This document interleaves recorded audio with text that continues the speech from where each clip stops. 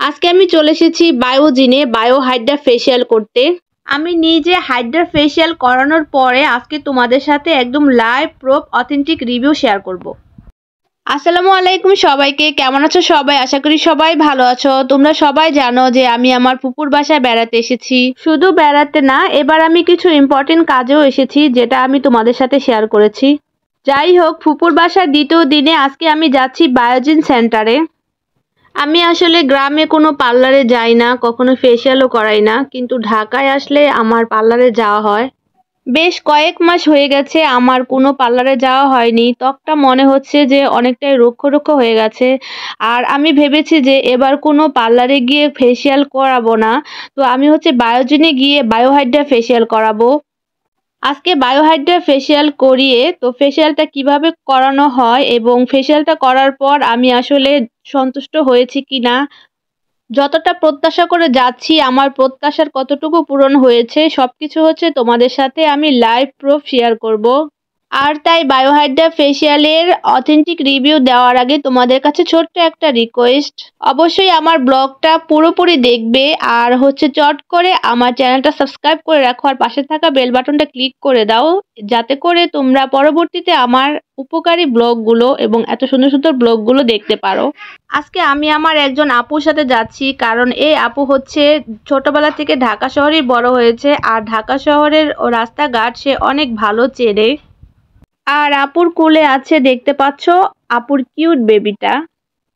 রাস্তায় অনেক যানজট ছিল, যানজটে অনেক টাইম বসেছিলাম। তো আস্তে আস্তে একদম সন্ধ্যা হয়ে গেছে। তো অবশেষে আমরা বায়োজিনে পৌঁছে গেলাম।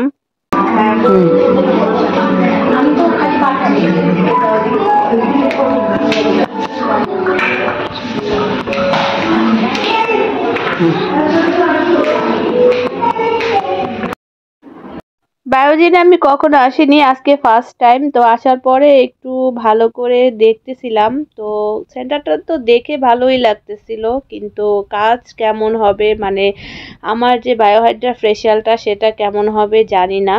তো ফার্স্টেই আমাকে মুখ ক্লিন করতে দিয়েছে, যে এখানে বায়োহাইড্রা ফেসিয়াল করার আগে বা যে কোনো সার্ভিস নেওয়ার আগে মুখ ক্লিন করতে হয়। ওদের ফেস ওয়াশটা ভীষণ ভালো লেগেছে, খুবই স্মুথ ছিল আর মনে হচ্ছিল যে একদম মুখটা একদম ক্লিন হয়ে গেছে। তো এই যে বায়োহাইড্রা ফেসিয়ালের জন্য আমাকে এরকম একটা রুমে নিয়ে আসলো। আমার হাতে বেশি সময় ছিল না, এই সেন্টারটা 8টায় বন্ধ হয়ে যাবে আর আমি 7:30টায় এখানে এসে পৌঁছেছি। তো ওনারা বললো যে এই ফেসিয়াল করতে নাকি মাত্র 20 মিনিট সময় লাগে, বেশি সময় লাগে না। তো আমি তো ভাবছিলাম 2-3 ঘন্টা টাইম লাগে, হয়তোবা অনেকভাবে ভালোভাবে ফেসিয়ালটা করবে 2-3 ঘন্টা সময় নিয়ে, কিন্তু যখন বললো যে মাত্র 20 মিনিটে হয়ে যাবে, তারপরে দেখলাম যে সত্যি সত্যি 20 মিনিটেই আমার ফেসিয়ালটা কমপ্লিট হয়ে গেল।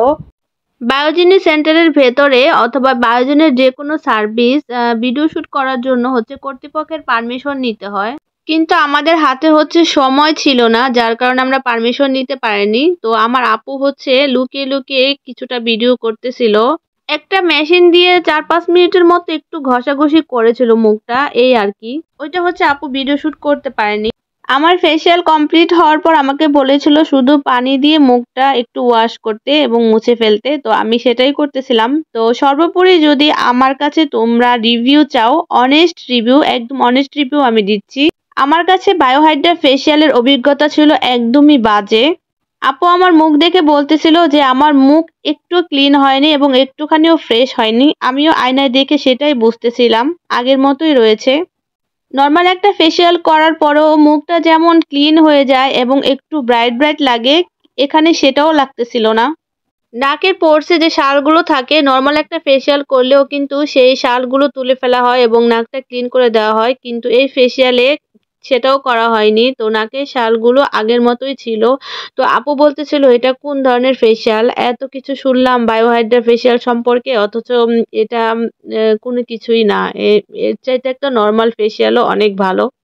আমি সম্পূর্ণ একটা অথেন্টিক রিভিউ দিয়ে দিলাম, এখন সিদ্ধান্ত তোমাদের, তোমরা এই ফেসিয়াল নেবে কি নেবে না।